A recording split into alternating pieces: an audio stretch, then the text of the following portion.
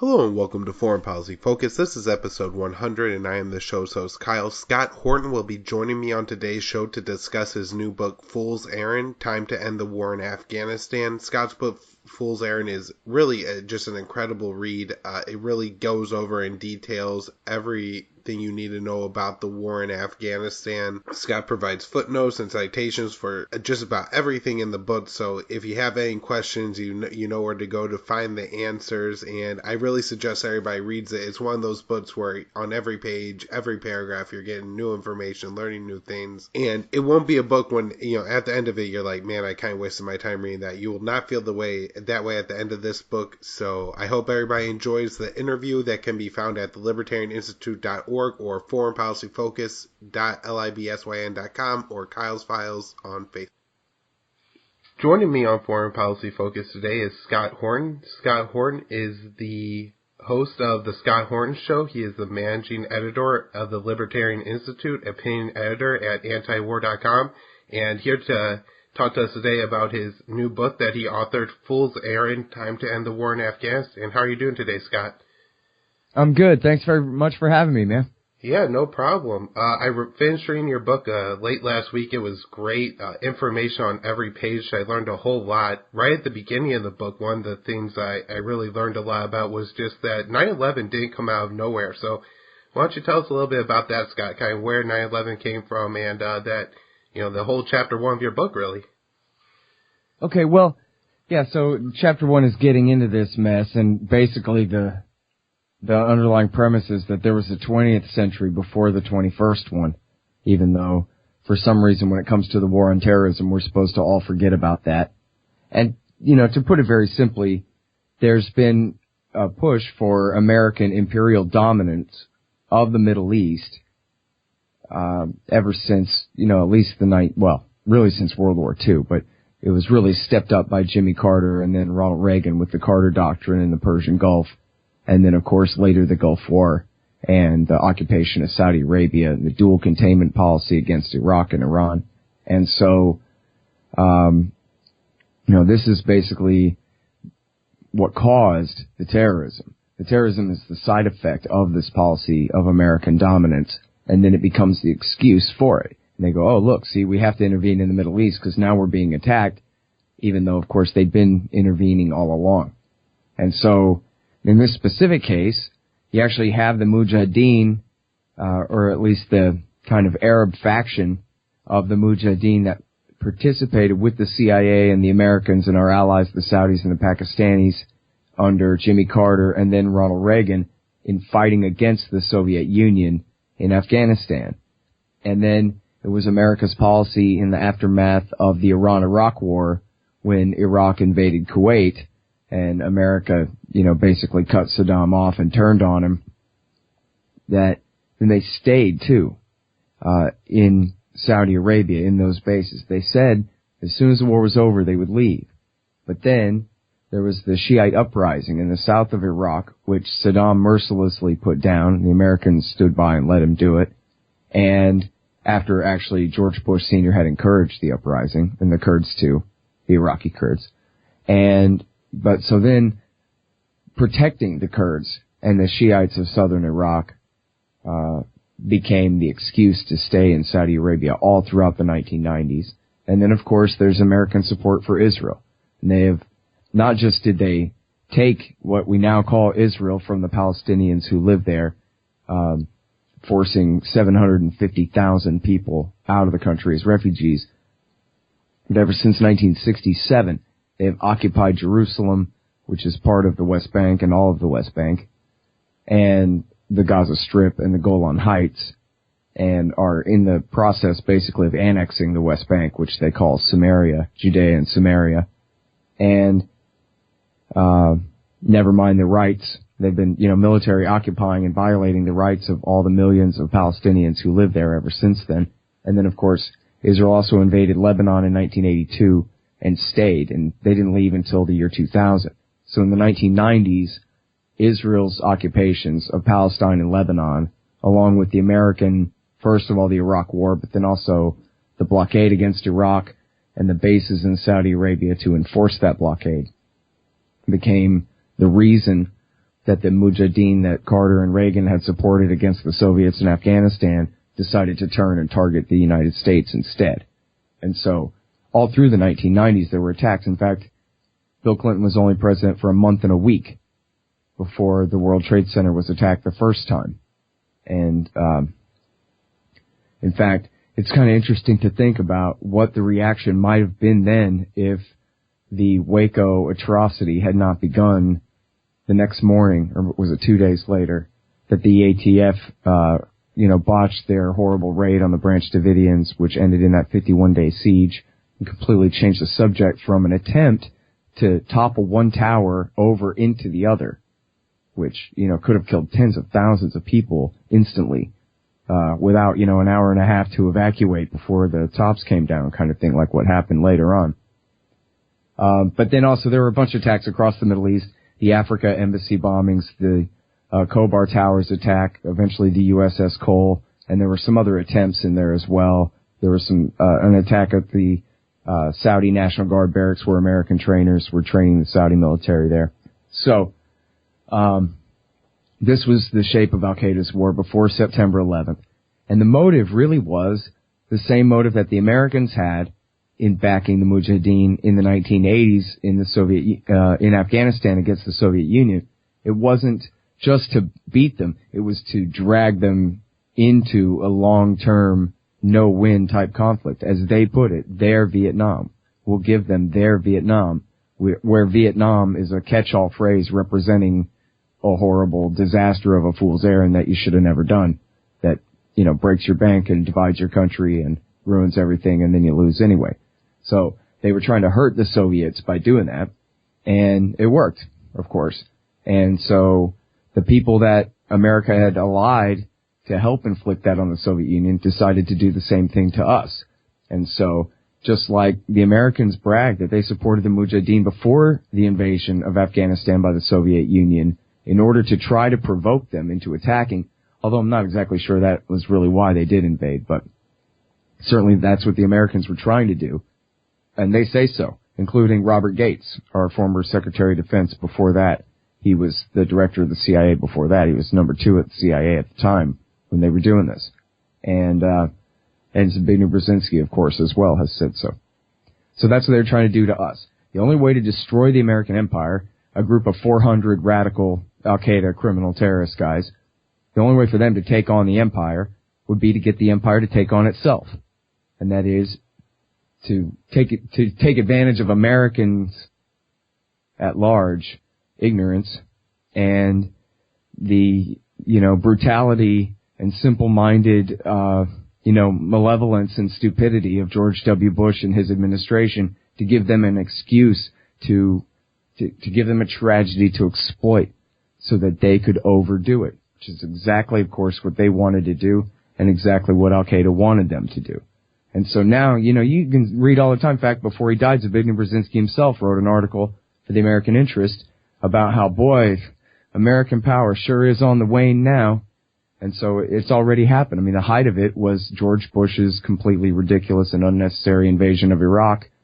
And that was the height of the empire right there. And then, of course, the whole thing was a disaster, and now they're freaking out trying to clean up the mess that they created then, and only making things worse. And really proving the terrorists right about the U.S. government, that they claim to believe in human rights and democracy and this and that, and yet there's no ceiling on the number of them that the Americans think that they can kill and get away with in order to make the world a better place for us, and who cares about anybody else. And so not only have they, helped to break the bank and overstretch the empire in that way, as bin Laden wanted, but they've helped to accomplish the rest of his goals too, in terms of radicalizing the entire region and discrediting all the American sock puppet kings of Arabia and Egypt and all that. And, the kingdom in Saudi still stands. The Muslim Brotherhood was elected in Egypt for a minute, but then the dictatorship overthrew it again. Again, just proving Al-Qaeda right, that the Americans and their friends will never allow democracy in the Middle East to elect anybody that they don't like, and that kind of thing. And then now, and this is the real irony, is after Obama's policy in Libya and especially in Syria led to the rise of the Islamic State and then the war against the Islamic State, that they have really proved the Al-Qaeda theory right, that you have to completely break the American empire first, bankrupt and break the American empire first. Only then can you have your bin Ladenite state. And then, in this case, Abu Bakr al-Baghdadi stopped obeying Zawahiri, the leader of Al-Qaeda, who was telling him to wait and saying, just keep fighting, we're not ready to create an Islamic State yet, after all the Americans will bomb it. And then, of course, that's exactly what happened. So, in essence, Obama, by basically saving Al-Qaeda in Iraq from almost complete annihilation, by giving them a big job to do in Syria, which blew back into the Islamic State, then only just gave him the opportunity in an attempt to use these Al-Qaeda guys to help check Iranian power in this case. They ended up, giving a whole other layer to that Zawahiri argument that the Al-Qaeda guys have to attack the Americans, get the Americans to engage in more and even more destructive wars until America's finally destroyed itself. A war of attrition is what bin Laden himself called. He said, this is what I'm trying to do, is bog them down, give them their own Vietnam. As James Bamford said, bin Laden saw himself in the role of Ho Chi Minh, of course, leading this destruction. Now, I don't think Ho ever would have tried to lure the U.S. into invading Vietnam just to kill millions of people in an attempt to bankrupt and make Nixon take us off the gold standard or something. But that was basically bin Laden's take, was that this is the only way to do it. And think about it, 400 guys versus 300 million and the world empire armed with H-bombs and all this. How could they possibly get us to do what they want?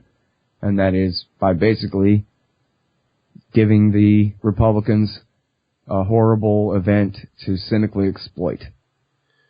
Great, Scott. And right at the end there, you mentioned that there was only 400 Al-Qaeda guys on 9/11, and that was one of the things that was most shocking to me that I learned from your book, was just, I guess, how limited Al-Qaeda was and how everything got blamed on kind of Al-Qaeda and Afghanistan, and the Taliban really got dragged into it too.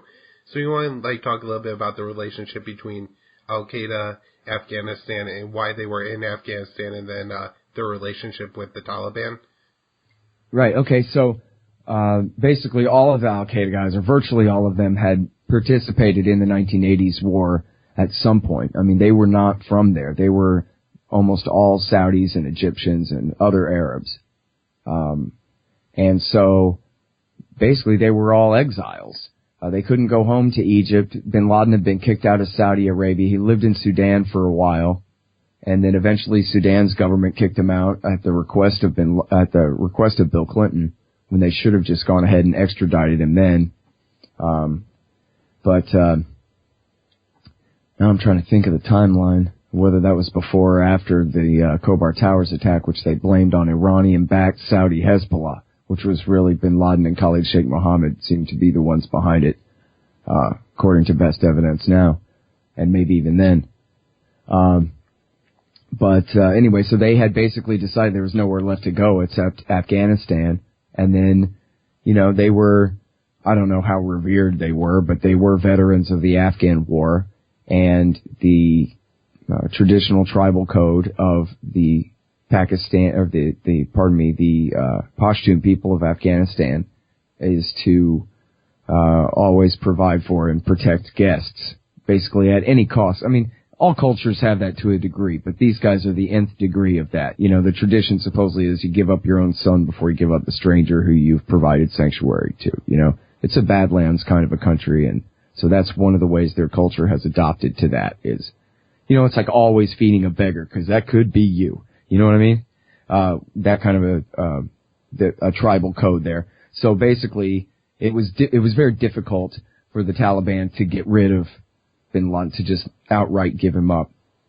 But after the embassy attacks in 1998, negotiations began, and there are strong indications that they were willing to negotiate and give him up. And in fact, the Washington Post quotes Milton Bearden, who was the CIA officer who ran Operation Cyclone in the 1980s, the effort in the 1980s. Who said, no, they were willing to negotiate. They were not just stringing us along. They absolutely were willing to negotiate. But we kind of refused to speak their language. He even talks about, this is before September 11th again, where they would say, geez, you know what? We can't find him. Yeah, he's gone out hunting, and we don't know where he is. And Bearden says, that means that he's outside of our protection. Go ahead and kill him. It's plausible deniability for them. If he's lost, then how can we provide him security? How can we prevent those dastardly Americans from coming and swooping in and getting him, right, guys? But they never took the opportunity to do so. And then even after September 11th, the Taliban government was willing to negotiate, and yet the American demand was no negotiation. Turn him over or die. That's it.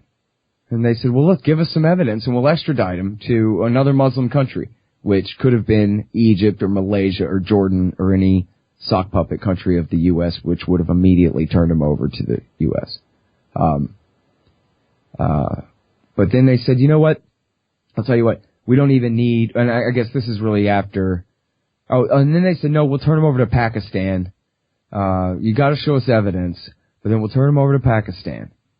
And then, finally, once the bombs started falling, like the next day or 2 days after the bombs started falling in early October, they made another offer, to the Pakistanis that they would turn him over to any third nation in the world, meaning any nation other than the United States on the planet, which in theory could have been Canada or Mexico or England, who would have extradited him, in the blink of an eye anyway. And they dropped their requirement that they would see any evidence whatsoever that bin Laden was involved. They would just go ahead and turn him over. And Bush said, nope, too late, that's it. I said no conditions, I said no negotiations, regime changes on. And if you remember at the time, it depends how old you are, for you and for your audience, I don't know exactly, but, maybe people don't really remember how it was at the time the way I do. But what it was they would just say, Al-Qaeda, Taliban, yeah, the Taliban. And they just made it sound like it was the Taliban that did it, as Bush later, claimed quite falsely that bin Laden was really the secret ruler of all of Afghanistan who had, extended his tentacles into the brain of Mullah Omar and controlled his every will and whatever. And it's just nonsense. Mullah Omar really hated and resented bin Laden because here bin Laden is trying to carry out this century-long regional revolution. And Mullah Omar's already won his revolution with some American help, by the way, in the 1990s, through the Saudis and Pakistanis again. But he's already won. He's already the leader of a nation. And he's almost finished winning the Civil War. At this point in 2001, the Northern Alliance control only the very northwestern most parts of the country.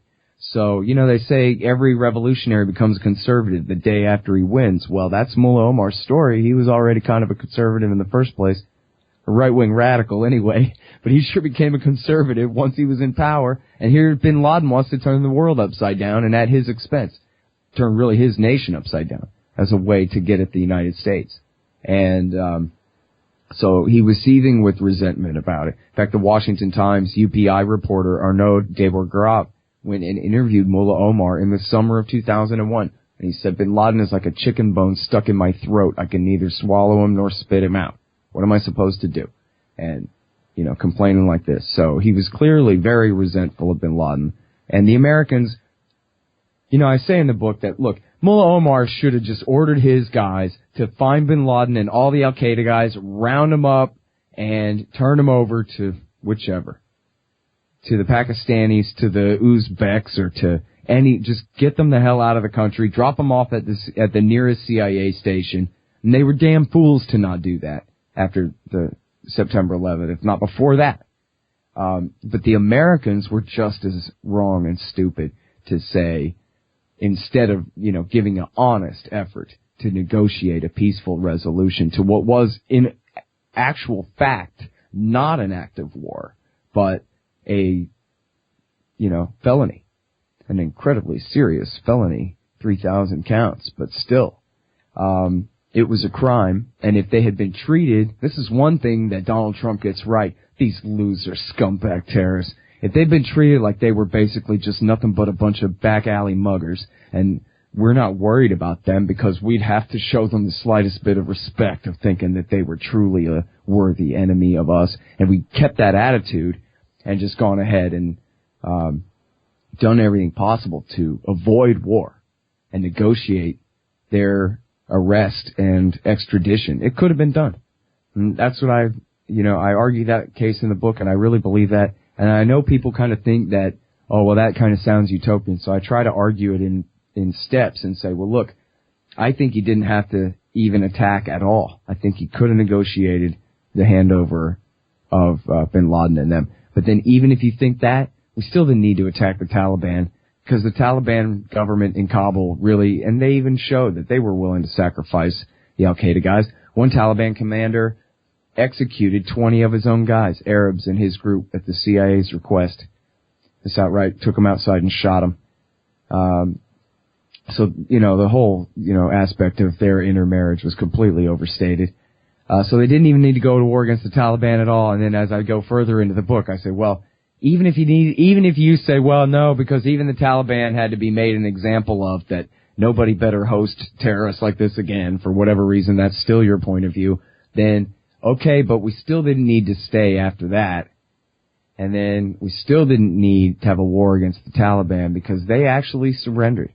It's not like the Taliban, after the war, just went to the hills and said, we'll be back as soon as we can, we're coming for you, whatever. It wasn't like that. They actually quit the field. They surrendered. They withdrew from Kandahar city. They ended up withdrawing from Kabul long before the Americans expected that they would. And they stopped fighting. And Mullah Omar, I guess, decided, what was he going to do? Sit there and keep fighting about it with this overwhelming power, invading his country and get all his people killed for nothing? And so they just left. And as Anand Gopal, he gets all the credit for this. Anand Gopal, the great journalist, shows that they had, that Mullah Omar had signed a letter authorizing his entire cabinet, however you characterize it, his entire group of leadership, that is perfectly legitimate for them to surrender to the terms of the new government, and that Hamid Karzai is a Muslim, his government is Muslim and legitimate, and maybe not perfect, but recognizable. I mean, that sounds kind of crazy, but that's actually the truth. They never said that on TV, and it does sound surprising, right? Wow, the Taliban really said that. They don't mind being overthrown. In essence, they'll settle for the new government America has installed there. Yes, because they installed the Northern Alliance, but hey, at least Karzai was a Popolzai Pashtun from down in Kandahar. And so, they were willing to settle. We never even had to have that war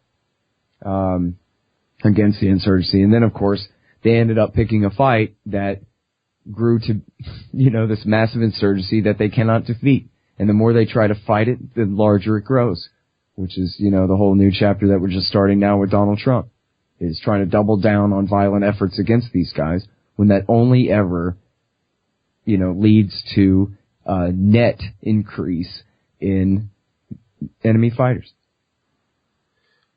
All right. Well, thanks for that summary, Scott. Next, I want to talk about what happened at Tora Bora. As you talked about, there were chances, I guess you said, that Taliban could have rounded up Al-Qaeda, but the United States seemed to have a pretty good chance pretty soon after 9/11. So you want to fill us in on what happened there?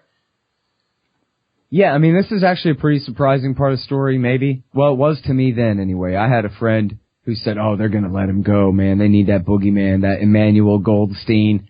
And I said, no way. They're going to make an example out of this guy, and they're going to drop a bomb right on his head, and they're going to prove to the world that, boy, we got satellites, and we can drop a bomb on your head, and this.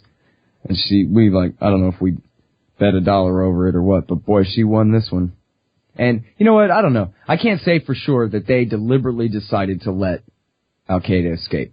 But I can absolutely say that they just stubbornly refused to provide the backup that was requested. It's not like, if only Monday morning quarterbacking.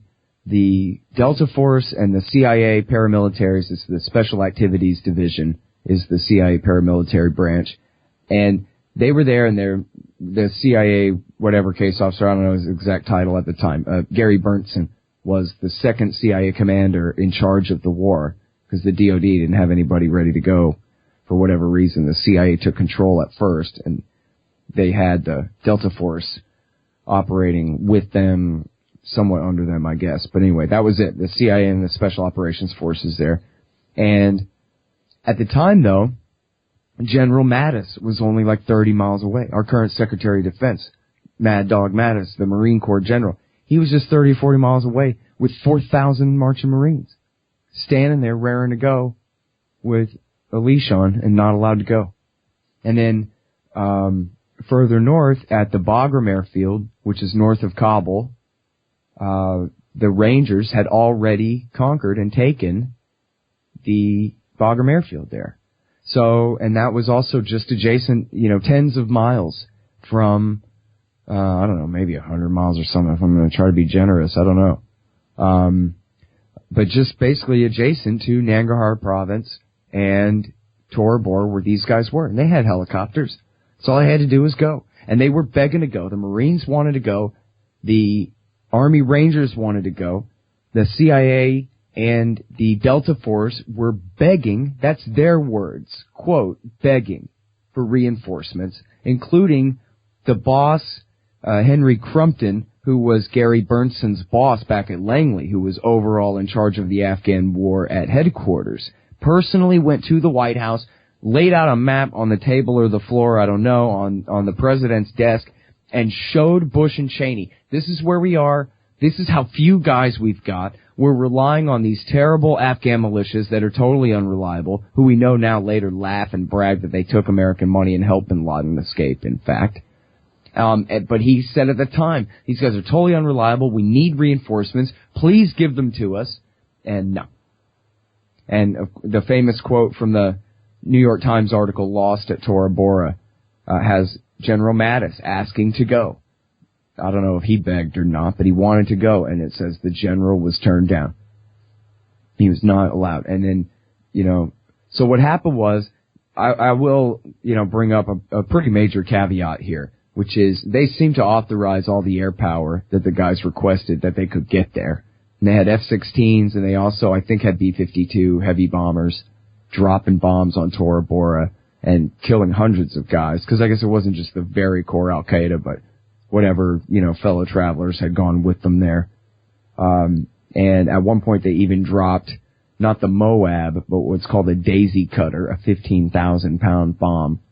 And one CIA officer was later quoted saying, if you wanted to do a body count of these guys, you'd have needed Q-tips. And they were just completely obliterated. So Osama bin Laden very well could have been killed in one of those bombings, and he wasn't. So it's not like they completely didn't try. But on the other hand, it really looks bad. And you'll see in the book that there's enough, and in the book Jawbreaker by Gary Bernstein, it's over and over, he says, he's begging for Rangers, and they won't give them. And he uses 2 exclamation points, emphasis in original, that he was saying they're getting away, we're letting them get away. And then once they got away, there's, the Delta Force officer named Thomas Greer, who went on 60 Minutes in disguise at the time with a pseudonym and everything, but later, he said it was him. And he talked about how even after they escaped to Pakistan, the Delta Force was like, so what, let's go kill them, and wanted to chase them, and had multiple plans for chasing them, and said, well, hell, give me a helicopter ride into Pakistan, we'll approach them over the mountains from the Pakistani side, and we'll surprise them and attack them from the east. Or we'll jump ahead of them and place a bunch of landmines in the valleys where we know that they're traveling, and then they'll get slowed down in there, bogged down in there, and we'll be able to pin them down and kill them that way. We'll do this and that. And over again, they're told no. And meanwhile, again, thousands of Marines, thousands of Army Rangers on station, and then the 75th Army Rangers, 75th Regiment of the Army Rangers. They are also the top tier special forces with the Delta Force and the Navy SEAL Team 6. They were paratrooping down to Kandahar. In fact, I just saw a thing about the current Afghan war commander, John Nicholson, was a brave paratrooper down in Kandahar when? In mid-December 2001, when we needed paratroopers at Tora Bora. What the hell is he doing down in Kandahar when the Taliban's basically withdrawing from Kandahar? They're saying, oh, we gotta chase these guys down here. Well, the the ones that did the attack are getting away, far away. So, I guess it's possible some of that is Monday morning, this and that, but not really. When, again, I show over and over again, that was the complaint at the time. Everyone was frustrated. They couldn't understand it. And that's their language. We couldn't understand it. In fact, in his book, one of the time, I think, it's one of those books where they leave in the blacked out redactions, just to show, the publisher leaves them in to show you what the CIA wouldn't allow them to publish in the book. And one of the cases where he's talking about begging for reinforcements is a full paragraph blacked out. And, I don't know. I'm perfectly happy to ascribe bad motives there. I mean, I can't prove it, but it sure looks like they let him get away. And, of course, it's so easy to see why they would, because they needed to be able to try to smear Saddam Hussein as having a partnership with Osama bin Laden. And that wouldn't make much sense as a talking point if bin Laden was dead and the war was already considered by the Americans to have been won. And, in fact, even as late as, late 2004, when they found Saddam, they were like, we found him, everybody! We got him! Saddam! And a lot of Americans were like, wait, was that the same thing? Just like with the Taliban, Al-Qaeda bait and switch.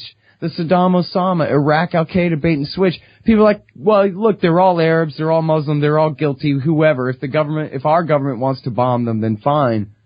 Because they're the ones who attacked us, right? As broadly defined as it could possibly be. They. That's the mind of the American people when they're told that, right? But then when you get specific, there's a little bit of cognitive dissonance there. Why are we celebrating catching Saddam? He actually never attacked America ever. Never even threatened to ever. What do I care if you found him and lynched him?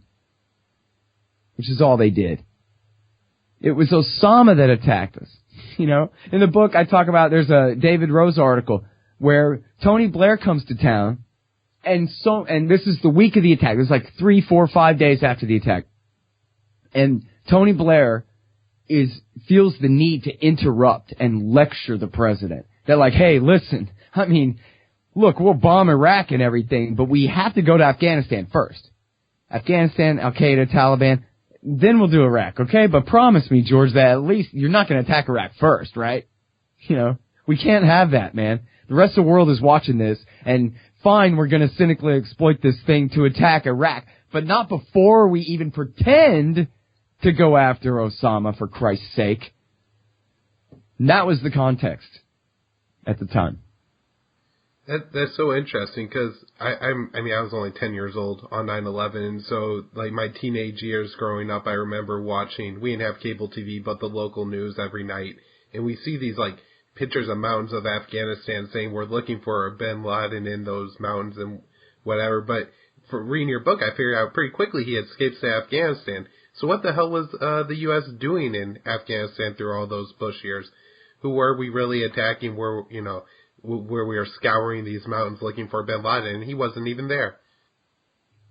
Yeah, that was the whole thing was they had no enemies to fight. As I said, the Taliban gave up the field. They didn't immediately melt away into insurgency. They went home, and they accepted the new government. But the Americans basically just found things to do. Made themselves available to, once they created a new government there, then their job was protecting it and attacking its enemies. And so, they might as well have been on the far side of Mars or worse, as far as not having the slightest idea who was who or, why they should attack this guy or that guy. Basically, my orders are I'm supposed to listen to this guy, and this guy says that those guys over the hill are bad guys, Taliban, terrorists, let's go get them. And, again, even in the military back then, you hear all the time, they're Taliban, Al-Qaeda, or whatever. There's just no differentiation whatsoever. Anybody who resists us, they're the ones who attacked us on September 11th. People who are completely innocent. There were people in Guantanamo Bay who were rounded up just based on false accusations who actually had always been opponents of the Taliban their entire lives. In fact, there were people who had been appointed into positions of power by the Americans and the American-backed government, had pledged their loyalty to Karzai, and everything was copacetic. They'd never been Taliban people before at all, And then all that happened was they voluntarily left power. I don't know if they had an election or somebody else got appointed or whatever. There wasn't even a battle. It was like the former mayor and the former police chief. But the new guy comes in and goes, oh yeah, the former mayor and the former police chief, they're Taliban. Go get them. And the Americans go and get them. And these are people who had actually even worked for the U.S. government before they were falsely accused. But you got these soldiers who are rotating in every 6 months or 9 months or a year or whatever. Nobody knows anything. There's no institutional knowledge passed down. There's no, they tried to do this for a while, which just goes to show the joke of it all. That they would get anthropologists to come and try to give them expert advice to figure out the slightest bit of who is who when they had no idea. And then, so part of it too is just, being in the business of being an army is having enemies to fight. So if everything is fine, well, we've got to go find enemies. And, I quote Rory Fanning, the Army Ranger, in the book, saying that was our job, literally, not figuratively, but literally, that was our job, was go find people to drag them back into the fight, to find people to pick a fight with so that we'd have someone to fight against. Because what else are we going to do? Sit around bored all day? And so they just sent them on, I have a whole chapter, little mini chapter section thing there about the Korangal Valley, which has actually been, it's been pretty heavily reported. But the moral of the story there is they just found one little kind of mini Afghanistan within Afghanistan where they just said, let's just go in here and we'll try to find bad peoples to kill and this and that. Well, bad people show up to kill them and they fight for a while and then they leave. And all they succeeded in doing was ruining the lives of all the civilians of that valley, bringing fighters in that weren't even from that valley who were, basically attracted to the American soldiers being stationed there. And then that was it. And in fact, in one of the documentaries, they show them like, yeah, but we gave your kids vaccines and we're going to build you a school. And the people are just like, man, get the hell away from us. Are you kidding me? And you think about how bad we hate American government schools. Please occupy my country. Oh yeah, no, as long as you vaccinate me and build me a government school, I'll be so grateful that you killed my brother and came in and did all this. It's just insane. But that's their orders. That's what they're, I'm not saying that at the top the motives are so well-meaning, but that's the orders that get passed down to the captain and sergeant level and, the major level down there. What are we doing here? Well, we're going to invade this village this morning. We're going to give a couple vaccines away. We're going to try to, apologize to the elders for the people that we kill on the way in and then offer them some money and some bags of rice or something. And then, again, they might as well be on the far side of Mars, just going around ruining lives of people, accomplishing nothing. Killing, civilians, killing people who, we talk about fighters as though, oh yeah, no. Once you're a male and you pick up a rifle to defend your country from our invasion, then you're fair game then. But no, these are all civilians too. No different than if, on Red Dawn, when the Russians or the North Koreans come and take over our country, you and me, we're still civilians even if we grab a rifle and go and fight, right? So we talk like, oh yeah, no, if they're a male between this age and that age, they don't have a right to live. Women and children, yeah, but that's not right either, We're not up against an enemy force. It's like that Cat Williams bit about Iraq where he says, tell me what the Iraqi army uniform looks like. That's right. You've never seen it. There's no such thing. We're not killing their army over there. We're killing them. You understand? And the audience is like, oh, that's right. That's exactly right. All right, Scott. Under Trump now, we have a new enemy to fight in Afghanistan, and that is this group called ISIS-K. So you want to tell us about who ISIS-K is and where they came from? Yeah, this is just amazing to me. I'll give a hat tip to the Moon of Alabama blog. I saw him arguing with some idiot on Twitter, and he said, oh yeah, how do you like this? And it was an article to this thing in Afghan Analyst, which has a lot of great scholarship about Afghanistan from lots of points of view, but none of them horrible and hawkish. There are hawkish ones, but not dishonestly hawkish ones, you know what I mean? People who believe in in some possibilities, but not like bad people. Anyway, they have some great stuff there. And this piece was about the origin of the Islamic State group in Nangarhar province, which is virtually the entirety of ISIS's presence in Afghanistan.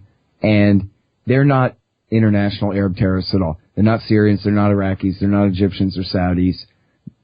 They're not from the Libyan Islamic fighting group, Hillary Clinton's pets, Zarqawi's guys.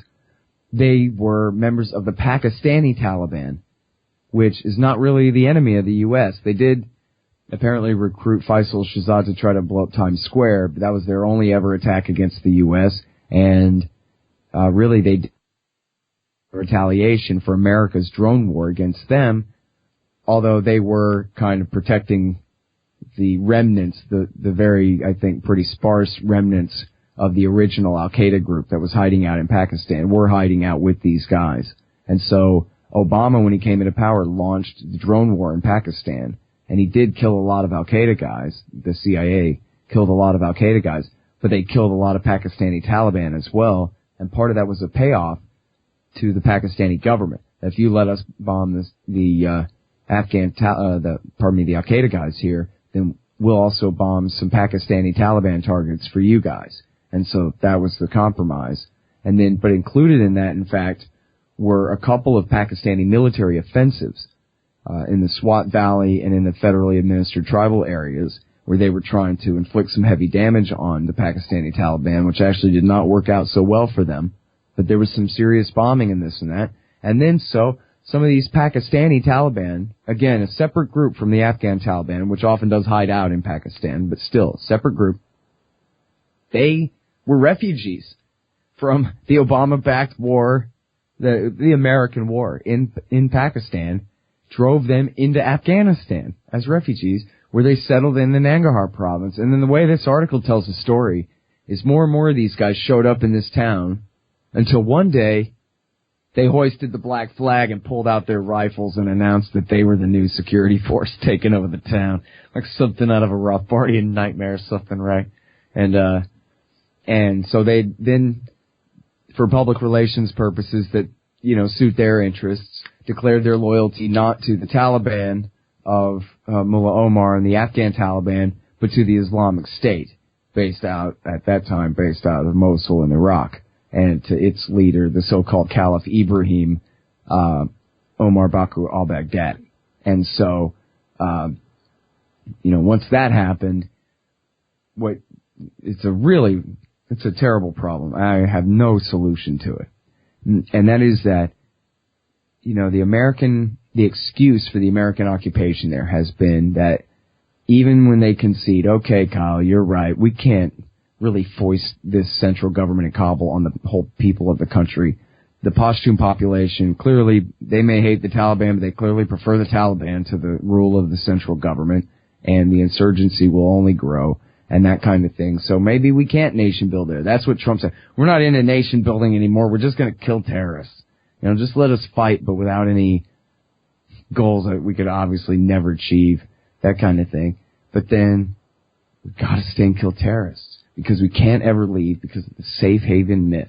If we ever leave, then at some point in the future, there will be an Egyptian or a Saudi terrorist in the country, maybe even an original friend of Osama bin Laden from old Al-Qaeda would come back from Pakistan, and then they would have safe haven. And then they always just question mark, skip a few steps, and you're supposed to just fill in the gap with somehow, once an Arab ends up in Afghanistan, that is now a magic portal to Boston Logan Airport, right? When, of course, the reason the September 11th hijackers had access to the country wasn't because they were in Afghanistan. It was because they were in Germany.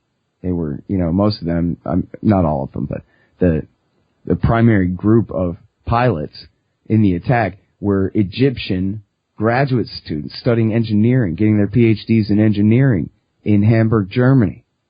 And that was why they were able to get into the United States. They planned much of the attack in the United States. They trained for it in the United States. As James Bamford shows, they met in a motel for their final big meeting just down the street from National Security Agency headquarters in Maryland. The safe haven was the U.S. The safe haven was Spain and Malaysia and all over the place. Had nothing to do with Afghanistan being some magic portal to America's East Coast. And, of course, it's the exact opposite of that, right? It's weird the way they just try to turn it upside down so badly when, they can say, okay, well, bin Laden had safe haven then. But still, Khalid Sheikh Mohammed traveled around. I don't know. Bin Laden might have stayed in Afghanistan all the time, but Khalid Sheikh Mohammed was a man of the world, you know? So, the whole thing was bogus. But now, that, even though that's never happened, the Al-Qaeda guys coming back from Pakistan, and most of them are all dead and gone now anyway. Now we got local Pashtun tribal fighters, but who have grabbed the brand name ISIS, and that is the perfect substitute in public relations on the American side. And this is probably why they did it, because they know that this will attract the Americans, and being attacked by the Americans gives them credibility in the field. And in fact, when Donald Trump dropped the Moab bomb,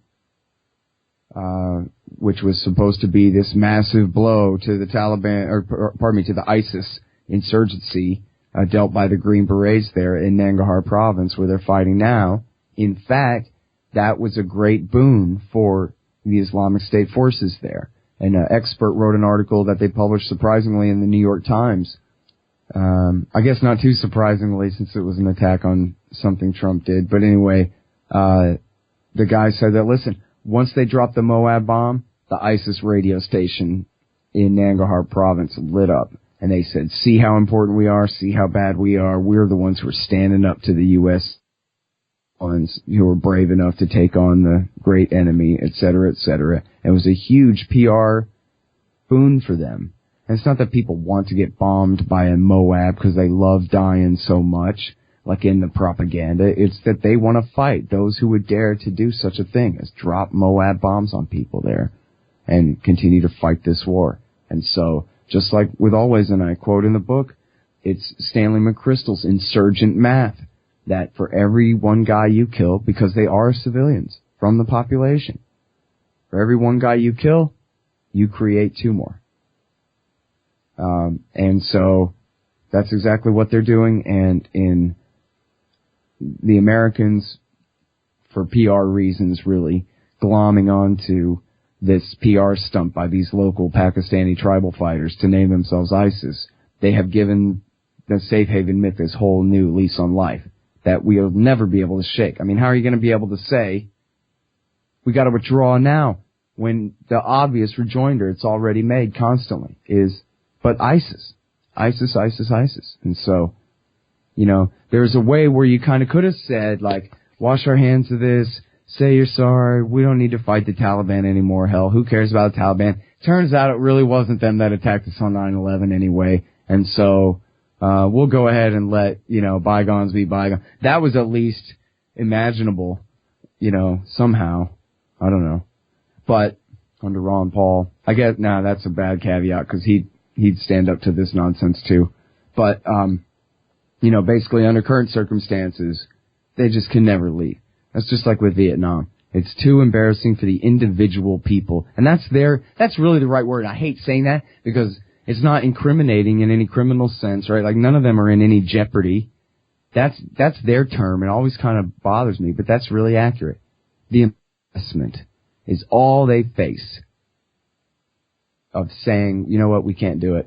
We tried and we failed and we're not good enough. And so instead they'll just keep killing people. Barack Obama was in the exact same position as Donald Trump 8 years ago, and he decided for his own personal benefit he would go ahead and extend the war that he knew was wrong. And I know he ran on it and everything, and he kind of became a prisoner of his own rhetoric and all that, but what the hell? He was the president. He could have said no. And he could have said, you know what, on second thought, Mr. Gates, I really shouldn't have kept you. You really are far to the right of what we're doing here, and you can go ahead and go too. You and Petraeus and McChrystal, and don't let the door hit you in the ass. And instead he decided, you know what? The liberals are going to love me anyway. They don't care about Afghanistan. And this will shut up John McCain and Lindsey Graham, who otherwise will be attacking me for 4 years straight and saying I'm a coward and I sold out to the Taliban and all this, so I can't do that. So go ahead. And now Trump's doing the same thing again. And, especially with the ISIS, that's the new wrinkle in it that makes it that much worse and that much harder to overcome the argument that we have to stay. I mean, it's obviously nonsense, but it takes way too long for me to explain it, obviously, and hardly anybody else gets it at all, right? So, Scott, do you have any idea what the relationship is between ISIS and the Taliban? Well, at this point, I think probably many of the rank and file are former members of the Taliban, or they're basically interchangeable. It's like Nusra and ISIS and the FSA in Syria, where the leadership is a little bit separate, but the groups work together, and the men in the lower ranks, switch around and trade sides. I think there's really not that much difference. There have been times where they teamed up together to fight against the Afghan government, and there have been times where the Afghan government and the Taliban have both been fighting against ISIS at the same time. And so it'll keep going back and forth.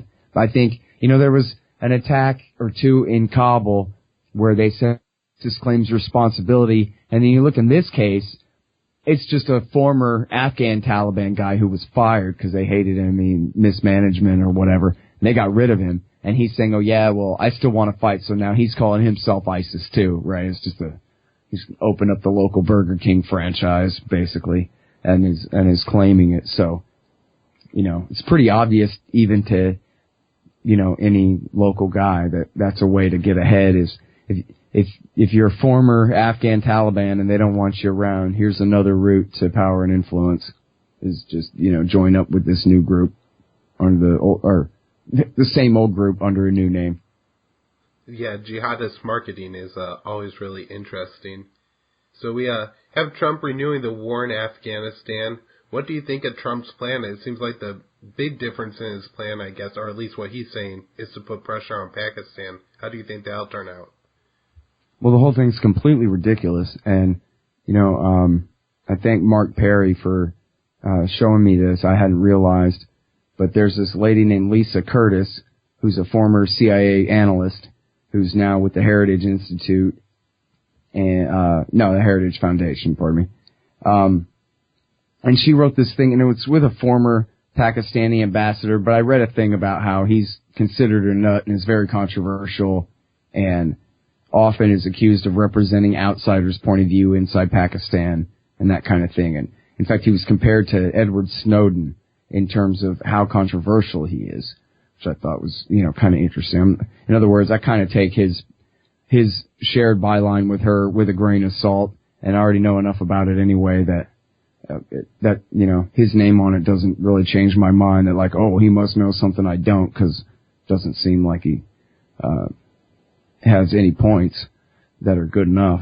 But anyway, so what I wrote was in February, right when Trump became president, they wrote this big study about here's what we got to do. We got to get tough. Carrots aren't working. We got to break out the sticks and force the Pakistanis to do what we want. And when McMaster, the National Security Advisor, read that, he put her on the National Security Council in charge of this. Gave her the Pakistan portfolio or whatever. And whenever they say our new South Asia strategy or whatever, this is what they're talking about. What they're saying is, we're going to ask our allies, the Pakistanis, would they please be so kind as to stop backing our enemies, the Afghan Taliban, and providing them safe haven in Pakistan? And of course the answer to that is no, of course not. Because the Pakistanis have a major interest, which goes almost completely unacknowledged in Curtis's study, in keeping friendly forces in play inside Afghanistan, because in the event of a nuclear war with India, they have their strategic depth, and in this case, in a very physical sense, is their ability to retreat into Afghanistan across the Khyber Pass and to try to survive in the event of a full-scale war with India. And so, for them to allow India's allies, America's allies in the Northern Alliance, to truly gain a monopoly on force over the whole country is out of the question. They won't have it. And so for years now, more than 10 years now, they have been outright, really, 15, I guess, 14, have been backing and providing aid and comfort to the Afghan Taliban to prevent the national government from truly creating that monopoly. Not that they really could anyway, I don't think. But that's certainly their reason for intervening. And so then the American response to that is, oh yeah, well, we'll get the Indians to intervene. Which they, I guess, think means, you don't want that. And so you will do what we say and stop backing the Taliban if we threaten you with giving the Indians more power there. But that's not really right, because they've already decided on this policy for that very reason, that America is de facto supporting India's position, whether they're actually there or not. It's their friends in the Kabul government. And so all that's going to do is provoke them into doubling down. All that's going to do is lead to them saying, okay, now you want to put, you want to give even more influence to India and Afghanistan? They will see no other choice. And this is just as predictable as 1 + 1. I mean, this isn't even, they always say calculus. Yes, it's our strategic calculus. Yeah, this is really simple arithmetic. They're going to increase their support for the Afghan Taliban. Simple as that. It's not going to work. And if you read carefully her article, I think you will see that it's just paper thin. I mean, it's just bogus. That, well, we'll just basically insist. And then they better. And then if they won't, well, we'll take some of their foreign aid money away. Well, that's not going to do it. And okay, if that doesn't do it, then we'll consider putting them on the terrorist list, or taking them, I guess that was further down the chain. We'll consider announcing that they're no longer a major non-NATO ally. And then maybe we'll suspend some military aid. And then, and all this. But meanwhile, as you know, Kyle, the entire war in Afghanistan is dependent on America being able to ship supplies through Pakistan, up from the port of Karachi, through the Khyber Pass and into Afghanistan to supply the troops, and that the Pakistanis can turn that off at any time. And they did so in 2012 already to prove a point that, we can turn this thing off at any time. And so the Americans are completely constrained about how badly they can pressure the Pakistanis. And it's been like this all along. And, of course, they have nukes, too. So if we attack them, they could attack back. We can only push so hard. They have a serious deterrent. And so then at the end of the line, they say, well, you know what? I guess after they tell us hell no 10 times, we'll ask China to please ask them to stop supporting the Afghan Taliban, because, China has an interest in limiting jihadi activity. Okay, well, that may be true in the very narrowest sense, but China and, the only reason that America supports India in the first place is to hem in China. That's why we do all this stuff for India. So, the idea that the Chinese are then going to tell their Pakistani allies to, stop doing what it takes to protect themselves against the Indians is just completely crazy. These are the people in charge. I mean, seriously, I don't have a degree in all these foreign relations things. I'm not a fancy, university person or whatever.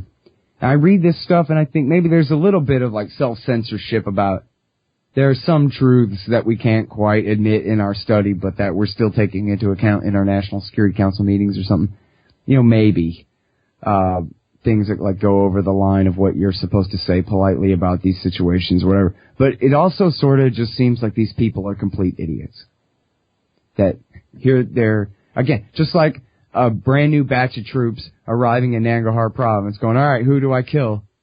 And not knowing the first thing about it. It's like they're starting over again. And in fact, McMaster's plan is, it's a 4-year plan. Right? Beginning halfway through the first year of the president's first 4-year term. And then the 4-year plan, in the end stages, we'll think about possibly maybe considering beginning to talk to the Taliban to see if we can get them to negotiate from a position of strength that we will not have achieved in 4 years, because, again, the more they escalate, the more enemies their position gets. And so, their plan, as Donald Trump emphasized in his speech, that, no more timetables, meaning we're staying forever, that's it. We can't hold anybody to account because they never can achieve the things that they're supposed to achieve, and then we can never live through, follow up with our threat to leave if they don't. So, forget it, we'll just stay. And that's the policy now, is just stay and just keep fighting forever. And of course, the Americans can certainly hold on to their Bagram Air Base. They can probably hold on to Kabul and prevent, it seems very likely, they can prevent Kabul from being completely overthrown. The Taliban, I don't think, are stupid enough to do a big Tet Offensive type thing and try to overthrow the capital while the Americans are still there. We can still send reinforcements and all, you know. It doesn't make sense that they would really try that. So in other words, the war will never end. The country's just divided in half. The Americans, sort of like Vietnam. Only the Americans are pretending that the North government is the legitimate government of the whole country, and that those fighting in the South have no legitimacy whatsoever. And as long as they can stay, they can, you know, prevent the current power in Saigon or Kabul from falling. But once they leave, it will. And that's basically where we're at right now is, you know, McMaster, and this is the joke, right? McMaster's the guy who wrote the book, Dereliction of Duty, about how the generals refused to face the truth and they refused to tell the truth to the presidents in charge and the civilians in charge of formulating the policy. And yet here he is, you know, absolutely living that out. In fact, a Politico report had direct quotes saying he wants a do-over. For McMaster, it's personal. It's personal. He's a 2-star general. He's supposed to be a public servant. What the hell do you mean it's personal? That he failed the last time that he helped McMaster and Petraeus institute the surge in the Obama years and it didn't work? He gets a do-over at the expense of how many lives? When he's the one who lost. One of the ones. It's amazing, but, you know, and it's funny too, you gotta admit, you know, in the media to see all the liberals clucking their tongues over Ken Burns' Vietnam, and I know I haven't seen the whole thing, I only saw the first part, but everyone's saying it's such a whitewash, and yet the lesson is, geez, probably shouldn't have done that, probably should have admitted that we shouldn't have done that sooner, and ended it sooner, I guess, right guys? Now that it's 2017, it's okay for these people to admit that. And yet, in the very same day, they'll report, yes, General Mattis says that we're staying in Afghanistan forever. And then he was asked, what are the metrics? That's their other stupid word, like calculus and optics and whatever, this ridiculous newspeak of these people. What metrics do you have for measuring success there? And Mattis says, I don't know. We haven't really come up with that yet. What we're going to do, I'm going to Brussels and I'm going to meet with my NATO friends and we're going to talk about it and we're going to see if we can come up with some rulers, some yardsticks by which to measure what we're doing when the mission is just to stay. And they don't want to, they're terrified to define any sense of what, any kind of success. They never use the word victory anymore, forget victory.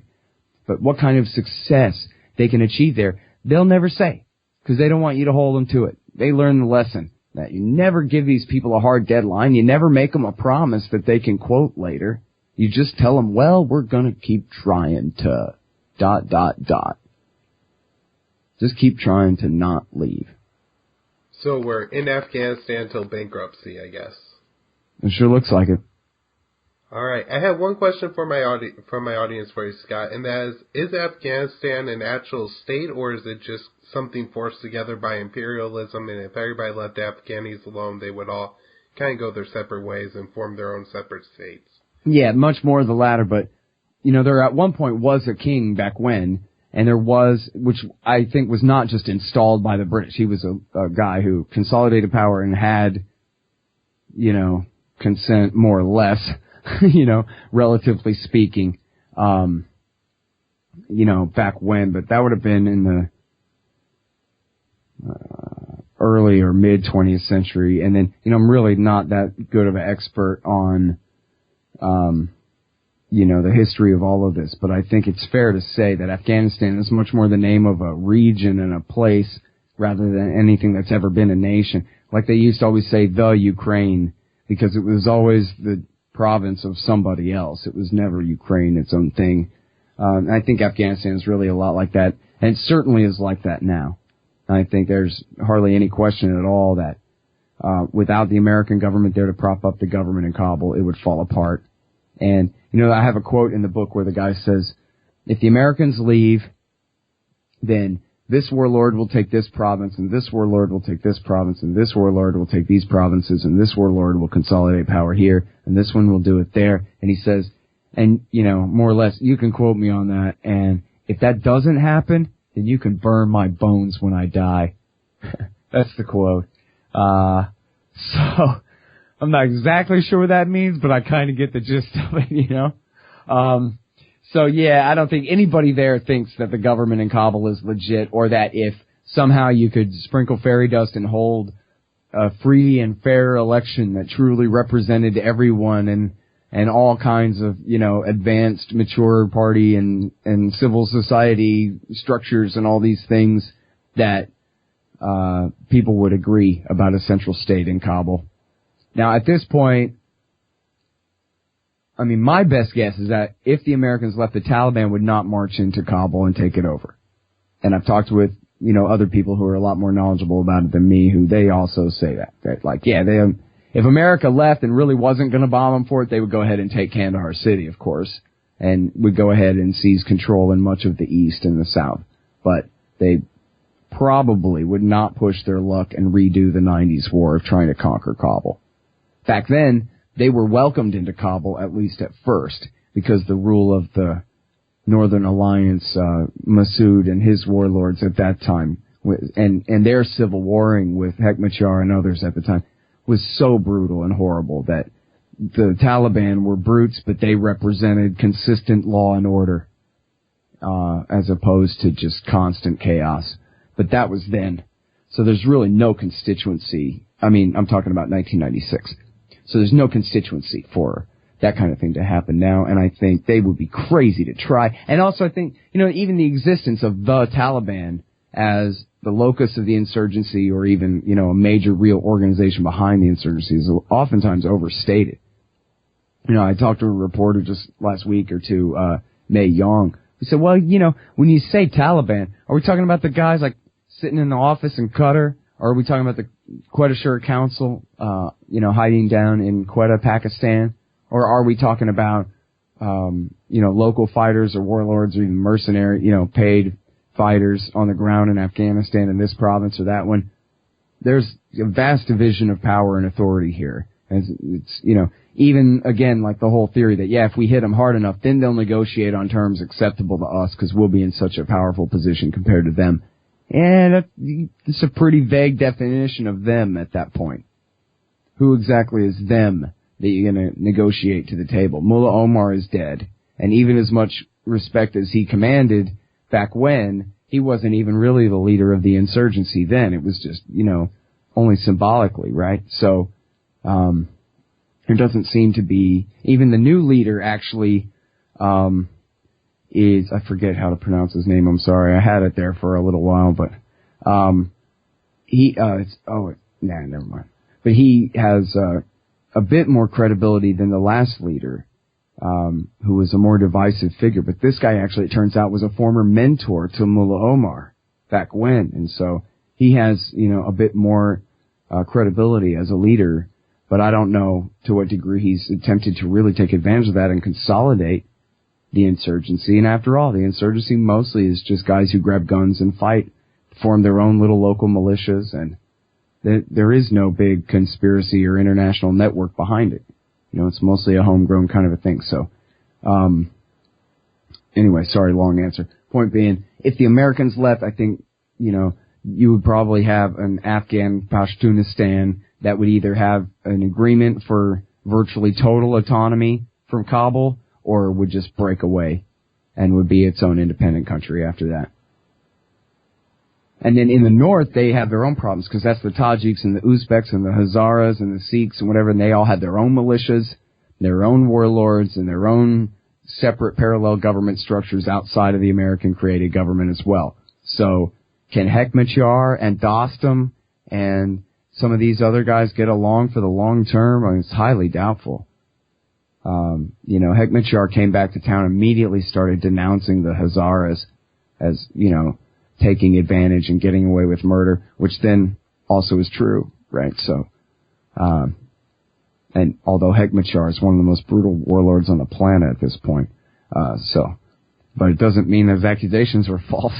But it raises a real question of how any of these groups are really supposed to be able to get along over the long term or negotiate with the Taliban or anything else. And you know what? Again, we're having this conversation here. I don't know again, but it's October 1st, 2017. We're having this talk about the longest war in American history by far. And they're just starting it over again right now. They're just doing a whole new, it's like a junior edition of Obama's surge. It's only about 4,000 troops so far. But they're basically saying do-over. And they're starting the do-over now. Not building upon everything that's happened the last 16 years, but just saying, okay, what do we do, guys? I know, we'll ask Pakistan to stop backing the Afghan Taliban for us, please. Or maybe we'll threaten them or ask China to ask them nicely for us. Yeah, I mean, it's amazing. For me, the war has been going on for the majority of my lifetime, so I can't imagine what it's like to be somebody my age in Afghanistan and to have been, living in a war zone for the majority of your life. Yeah. There was a poll a few years ago where like 92% of Afghans had never heard of the September 11th attack, which, of course, they didn't do. And which, of course, their government didn't even do. So it's not like even, oh, sorry, your sovereign got you in trouble somehow kind of excuse. That's not even really true either.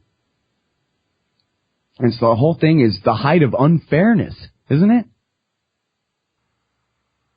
It really is. And thank you so much for joining me on the show today, Scott, to discuss your new book. You can find Scott's book at foolserrand.us. I'll be sure to link to it on the show notes. Scott, do you want to send people anywhere else to find your work or your book? Just scotthorton.org and the Libertarian Institute, where I'm very proud that you're doing your show and all your regular blogs and that you're part of this effort with us here at the Libertarian Institute. So extra thanks to you for that, Kyle.